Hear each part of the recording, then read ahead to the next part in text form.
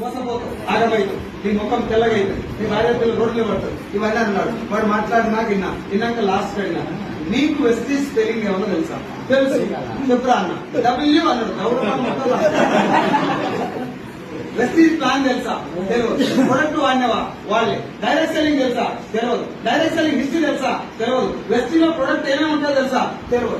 పోయి ఏం తెలియదు, ఫేక్ అన్నావు. నీ మాట నేను బిజినెస్ బంద్ చేస్తా, నా అప్పు నువ్వు తీస్తావా? తీర్చా. మరి ఎవరు మీకు సలహాలు ఇస్తున్నావు? నా దోస్తు నేను అడిగిన మాట, నేను మిమ్మల్ని అడగమని చెప్తాను.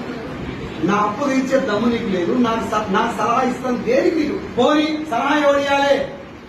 5 సంవత్సరాలు అవుతుంది బిజినెస్ వచ్చి. ఇప్పుడు నేను ఈసారి సలహా ఇవ్వచ్చు చేయలేదు. ఈసారి మీరేం బిజినెస్ చేస్తారు? ఏం పని చేస్తారు? ప్రైవేట్ ఆర్గనైజేషన్ ఏదో జాబ్ చేస్తారు. ఆ జాబ్ గురించి నాకు తెలియాలని నేను అడగా. సార్ ఈ బిజినెస్ చేస్తారు. ఎస్ఆర్ ఈ పోషించే వాళ్ళకి వాడు గెలవడం ఇంట్రెస్ట్ లేదు, నన్ను గెలవనించి అనలేదు.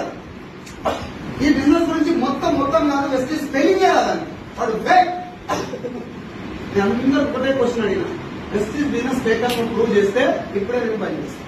తెలిస్తే నాకు ఫేక్ ఎందుకో నాకు చెప్పి నేను పని చేస్తాను. నేను జెన్యున్ ఎందుకో నీకు చెప్తాను. గంట టైం అయినా నువ్వు జాయిన్ కాదు కలిపి ఇప్పుడు ఇంత కాన్ఫిడెన్స్ తోటి బిజినెస్ స్టార్ట్ చేస్తాను. ఎందుకు అంటే ఒక చిన్న ఎగ్జాంపుల్ చెప్తా. మా తాత చనిపోయేటప్పుడు